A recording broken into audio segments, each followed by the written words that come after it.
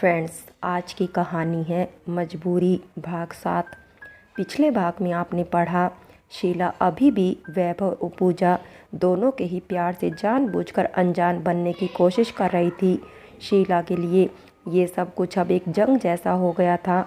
उसके लिए हर एक बात उसका अपनी हार का एहसास करवा रही हो। अब आगे जब वैभव ने भी पूजा के खिलाफ बोलने की जगह उसी की साइड ली तो शीला को लगा जैसे उसकी ये चाल भी नाकामयाब होने वाली है। इसलिए उसने तुरंत अपनी हार को जीत में बदलने के लिए एक नई चाल चली। पर क्या शीला ने सोचा था जिस चाल से वो पूजा को वैभव से दूर करने के लिए इस्तेमाल करने वाली है, वो चाल कहीं शीला के ऊपर बहुत ही ज्यादा भारी ना पड़ जाए। शीला ने तुरंत ही बड़े प्यार से वैभव के सामने कहा, मान लिया बेटा, जो तू बोल रहा है वही सच है। नहीं, ये लड़की बदचलन आवारा तरह की है, पर जो आज सबने देखा वो लोग कैसे मानेंगे इस बात को। वो तो हमारी तरह इसके साथ रहते नहीं है ना, जो उनको भी तेरा जितना यकीन हो इस पर। और कॉलेज का क्या, वहां पर तो हमारी छोटी पढ़ती है, उसकी पूरी पढ़ाई बाकी है। वो किस मुंह से जाएगी अब कॉलेज? क्या इस लड़की की वजह से तेरी सगी बहन की पढ़ाई छुड़वा देगा तू? और इसका क्या, इसका ऐसा चरित्र देखकर कौन शरीफ आदमी अपने घर की बहू बनाएगा इसे? और इसके चलते हमारी बेटी का क्या? आखिर एक मछली पूरे तालाब को गंदा कर देती है। शीला के एक के बाद एक ऐसे सवाल जिनका जवाब दे पाना सच में हर किसी के लिए मुश्किल था, और वैभव के लिए तो और भी मुश्किल हो गया था, क्योंकि एक तरफ उसका प्यार और एक तरफ उसकी फैमिली को लाकर खड़ा कर दिया था शीला ने। वो जानती थी अगर फैमिली के अलावा कोई और भी वैभव के सामने हुआ तो वैभव पूजा को ही चुनेगा। अब वैभव के सामने उसका पूरा परिवार था, तो पूजा के लिए पूरे परिवार को छोड़ना वो तो वैभव के बस की बात नहीं थी। तो शाम दाम दंड लगाकर पूजा को घर से निकालने के अलावा वैभव के पास कोई रास्ता शीला ने नहीं छोड़ा था। इधर जब शीला को ऐसा लगा उसकी पूजा को चरित्रहीन करने की चाल भी नाकामयाब होने वाली है, तो उसने वैभव के सामने ऐसे सवाल, ऐसी परिस्थिति को पैदा कर दिया। एक जिम्मेदार बेटे, भाई और ऊपर से घर के बड़े लड़के होने के नाते फैसला लेना बहुत मुश्किल था। पर प्यार चाहे कितना भी धुंधला क्यों ना हो जाए, सच्चे प्रेमी उसे पहचान ही लेते हैं, और दिखावा करने वाले बस देखते रह जाते हैं। और यही वैभव के साथ भी हुआ। जिस समय शीला वैभव के सामने सवालों के पहाड़ खड़ा कर रही थी और बार बार उसे जिम्मेदारी का एहसास दिला रही थी, तब वैभव के दिमाग में बस एक ही ख्याल था, वो था पूजा। और जब शीला ने बार बार वैभव को जवाब देने के लिए कहा तो वैभव ने बस जवाब देने से पहले एक बार पूजा के चेहरे की तरफ देखा जिसमें उसे खो देने का डर था। और फिर बस वैभव एक झटके में सोफे से उठकर खड़ा हो गया और उसने अपना जवाब सुनाने से पहले अपनी माँ से कहा, सवाल बस यही है ना माँ कि पूजा के चरित्र पर लोगों के सवाल उठने से लोग हमारे घर के दामन में भी सवाल उठाने लगेंगे। शीला ने एक सुकून की सांस ली और कहा, हाँ बेटा, इसकी वजह से पूरे समाज में हमारी थू थू हो जाएगी। तब वैभव ने कहा, तो ठीक है माँ, मैं ये समस्या ही खत्म कर दूंगा आज। शीला की तो जैसे खुशी संभल ही नहीं रही हो, पर फिर भी बेटे के सामने अच्छा बनने के लिए उसे दुखी मन से कहा, क्या तू इसे इसके गांव छोड़ाएगा? तब वैभव ने कहा, नहीं माँ, इसमें बेचारी पूजा की क्या गलती, उसे सजा क्यों मिले, वो भी उस गुंडे मवाली लड़के की वजह से जिसे हम ठीक से जानते भी नहीं हैं, पर अनजाने में ही सही पूजा के नाम से सवाल हमारे घर की शान पर उठ सकते हैं। शीला तो क्या, छोटी और पूजा को भी कुछ समझ नहीं आया आखिर वैभव चाहता क्या है, पर शीला से रहा न गया। उसने तुरंत पूछा, तू करना क्या चाहता है आखिर? तब वैभव ने कहा, शादी। शीला ने तुरंत पलटकर पूछा, शादी? तब वैभव ने कहा, हाँ माँ, शादी। मैं आने वाले 15 दिनों के अंदर ही पूजा से शादी करूंगा, जिससे हर समस्या की वजह ही खत्म हो जाएगी। शादी हो जाने से पूजा के चरित्र का दाग भी खत्म हो जाएगा। मुझे मेरी पत्नी छोटी को उसकी कॉलेज की पढ़ाई और उसका भविष्य और इस घर को बड़ी बहू मिल जाएगी। और माँ, आप ही तो चाहती थी ना पहले पूजा की शादी, फिर जब ये ना हो पाया तो आपने मेरी शादी की चिंता शुरू कर दी, और वो भी होते होते रह गई। तो अब हम दोनों आपस में ही शादी कर लेते हैं, एक साथ आपकी दो चिंताएं खत्म और आपको भी बहू मिल जाएगी। शीला की तो हवाइयां ही उड़ गई हो। उसे तो वैभव ने दिन में ही तारे दिखा दिए। उसको तो अपने बेटे पर यकीन ही नहीं हो रहा था। वो बेटा जो माँ के कहने पर ही खाता, उठता, सोता, हर एक काम माँ की आज्ञा के बिना नहीं करता था, आज उसी लड़के ने एक लड़की के पीछे अपनी जिंदगी का सबसे बड़ा फैसला ले लिया। वो फैसला जिस पर हर माँ अपना सबसे ज्यादा हक समझती है, खुद अपने लड़के से भी ज्यादा।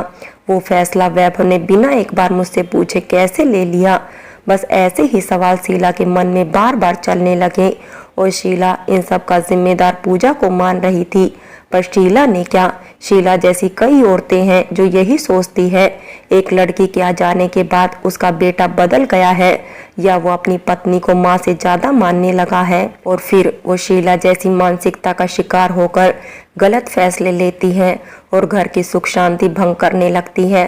पर ऐसा नहीं है। जब माँ अपने बेटे को उसके बचपन में ये सिखाती है क्या सही है और क्या गलत है, वो फिर वही बेटा आगे जाकर अपनी माँ से सीखी ये बात कैसे भूल जाए। जब माँ उसे कहती है किसी का भी दिल मत दुखाना अपनी वजह से, सबकी खुशी का ध्यान रखना, जो तुम पर भरोसा करे उसका भरोसा कभी मत टूटने देना, जो गलत नियत से दूसरों के साथ गलत करे उसका कभी साथ मत देना। और अब जब खुद शीला ही न जाने किस हद तक जाकर पूजा के खिलाफ चालें चल रही है, तो वो भी तो पूजा के साथ गलत ही कर रही है। हाँ, फर्क इतना है, उसका बेटा वैभव ये नहीं समझ पा रहा है कि पूजा के साथ इतना बुरा होने के पीछे उसकी वही माँ है जिसने उसने बचपन में दूसरों के साथ गलत न करने की शिक्षा दी थी। इसीलिए वो बस पूजा की मदद और अपनी मोहब्बत को पूरा करना चाहता था, क्योंकि पूजा के अंदर भी कहीं ना कहीं वही सच्चाई थी जो वैभव के अंदर उसकी माँ ने सिखाई थी। इसलिए वो पूजा के करीब और करीब बढ़ता चला गया। पर शीला तो ये कभी बर्दाश्त ही नहीं कर सकती थी उसका बेटा उसके खिलाफ होकर किसी बाहरी लड़की का साथ दे दे। हालांकि यही परिस्थिति अगर उसकी छोटी के साथ होती तो किसी और माँ का लड़का शीला की बेटी की मदद करता तो शीला को उस लड़के पर नाज होता, क्योंकि बात उसकी बेटी की थी। पर यहाँ तो बाहर वाली की बेटी थी, तो अपने बेटे पर नाज तो क्या, शीला का मन कर रहा था कि वैभव को ही घर से बाहर निकाल दे। पर वो वैभव से बहुत प्यार करती थी, शायद तीनों बच्चों से भी सबसे ज्यादा, लेकिन खुद से कम। तभी वैभव की खुशी न देखकर वो बस अपने युद्ध के बारे में सोच रही थी जो पूजा और उसके बीच था। पर ऐसा तो हकीकत में कुछ था ही नहीं जैसा शीला सोच रही थी। पर कहते हैं ना, कुछ लोग जब तक मुंह की नहीं खा लेते तब तक उनको अक्ल नहीं आती, और यही हाल अब शीला का भी होने वाला था। शीला ने खुद को संभालते हुए वैभव को बहुत समझाने की कोशिश की, तू मजबूरी में एक कदम मत उठा और किसी से भी शादी मत कर, हम सब बेइज्जती बर्दाश्त कर लेंगे, पर तू अपनी जिंदगी मत बर्बाद कर। अब शीला को अपनी चाल उल्टी पड़ती हुई नजर आने लगी। अब उसे घर की मान मर्यादा की कोई चिंता नहीं थी, बस अब उसकी सांसें इस बात पर अटक रही थी कि वैभव बस इस शादी के फैसले को छोड़ दे। पर वैभव कहाँ मानने वाला था, क्योंकि वो ये शादी मजबूरी में नहीं बल्कि अपनी मर्जी से कर रहा था। इसलिए शीला की हजारों लाखों कोशिशों के बाद भी वैभव ने शीला की एक न सुनी और आने वाले 15 दिनों में पूजा से शादी का ऐलान कर दिया और वहां से अपने रूम की तरफ चला गया। इधर पूजा भी जो भी आज उसके साथ हुआ इस बात से बहुत घबरा गई थी, इसलिए वो भी वहां से दादी के पास चली गई। बची अब शीला और छोटी, तो छोटी तो पहले से ही वैभव के प्यार को भांप चुकी थी, इसलिए उसने अपनी माँ को समझाने की बहुत कोशिश की। पर शीला अभी भी इसे प्यार नहीं बल्कि अब तो हमदर्दी की जगह उसकी मजबूरी समझने लगी, और छोटी की बातों को अनसुना करते हुए वो अपने कमरे में चली गई और दरवाजे को अंदर से बंद कर लिया। उसे देखकर ऐसा लग रहा था जैसे उसे वैभव के इस फैसले का बहुत बड़ा सदमा लग गया हो। उसे वैभव की बात सुनकर सदमा तो लगा, पर उसने हार न मानने का ही फैसला लिया और ये सोचकर इस सदमे से बाहर आ गई कि अभी भी मेरे पास 15 दिन बाकी है, मैं कोई ना कोई इसका भी तोड़ निकाल ही लूंगी। ऐसा सोचकर शीला ने अपने आप को झूठी तसल्ली दे दी और चैन से सोने की कोशिश करने लगी। फिर कुछ दिनों तक घर का माहौल धीरे धीरे ठीक होने लगा। पूजा वही अपने सुबह से रात तक घर के काम में, दादी अपनी दवाइयों के साथ आराम में, शीला अपनी हुकूमत में और छोटी अपने कॉलेज जाने लगी। और इधर वैभव अपने काम को लेकर कुछ ज़्यादा ही व्यस्त हो गया और शीला को बदलते माहौल को देखकर ये लगने लगा शायद वैभव ने जोश जोश में इस शादी के लिए हाँ कह दिया था और जोश ठंडा होते ही वो इस बात को भूल भी गया। चलो अच्छा ही है, कम से कम मुझे इन दोनों को दूर रखने की मेहनत नहीं करनी पड़ेगी। ये खुद एक दूसरे से दूर हो जाएंगे और अपने चेहरे पर हल्की मुस्कान से वो अपनी खुशी जाहिर करने लगी। लेकिन शीला क्या जाने, आखिर वैभव भी तो उसी की औलाद है, वो अपनी माँ की तरह कैसे अपने फैसले से पीछे हट सकता था। तो एक दिन वैभव शाम को जल्दी ही अपना काम खत्म करके ऑफिस से घर आ गया और आते ही शीला को जोर जोर से आवाज देने लगा, माँ माँ कहाँ हो आप। तभी शीला खुशी से उछलती हुई अपने बेटे के पास आकर कहती है, क्या हुआ तुझे, आज माँ के नाम की माला क्यों जप रहा है। तब वैभव ने मुस्कुराते हुए अपनी माँ से कहा, माँ चलिए जल्दी से आप छोटी और पूजा रेडी हो जाइए, हम सब बाहर शॉपिंग करने जाएंगे। शीला ने जैसे ही पूजा का नाम सुना उसके तो चेहरे पर 12 ही बज गए हों, पर वैभव के सामने वो अपनी भावनाओं को नहीं दिखा सकती थी, इसलिए उसने बहुत प्यार से कहा, पूजा को ले जाने की क्या ज़रूरत है, उसे दादी के पास रहने दो उनकी देखभाल के लिए। मैं और छोटी चलते हैं ना, और छोटी ही उसके लिए कुछ पसंद कर लेगी तो हम उसके लिए शॉपिंग कर देंगे, इसके लिए उसे लेकर जाने की क्या ज़रूरत है। तब वैभव ने कहा, माँ बहुत ज़्यादा ज़रूरत है उसके जाने की, और जो शॉपिंग उसके लिए करनी है उसमें उसकी पसंद का होना बहुत ज़रूरी है। तब शीला ने आश्चर्य से पूछा, ऐसी कौन सी शॉपिंग है जिसमें उसकी पसंद का होना ज़रूरी है। तब वैभव ने शर्माते हुए कहा, हमारी शादी की शॉपिंग वो तो पूजा को खुद ही करनी पड़ेगी ना। शीला को तो जैसे किसी ने दिन में ही तारे दिखा दिए हों, शादी उसने तो कभी कल्पना ही नहीं की थी।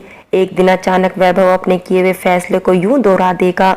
उसने सोचा शायद उसके कानों को कोई धोखा हुआ है सुनने में, या फिर खुद को झूठी तसल्ली दे रही थी वो, इसीलिए उसने वैभव से दोबारा पूछा, तू सच में पूजा से शादी करने वाला है।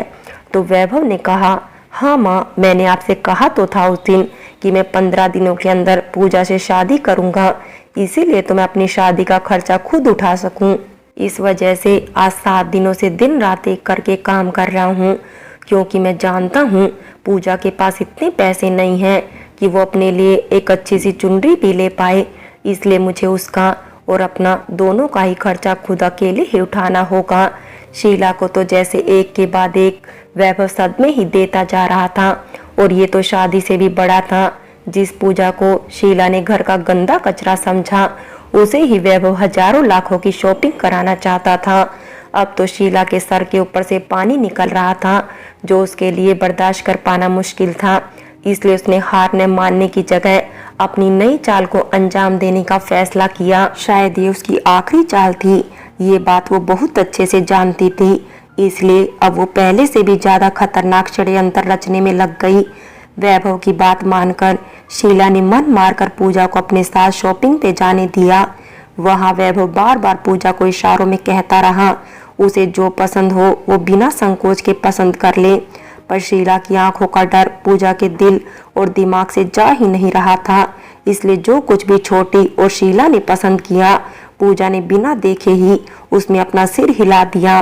फिर सब बाहर आकर खाना खाकर घर आ गए और अपने अपने कमरे में चले गए, पर कोई था जिसके पास नींद आने का नाम ही नहीं ले रही थी, और वो था वैभव।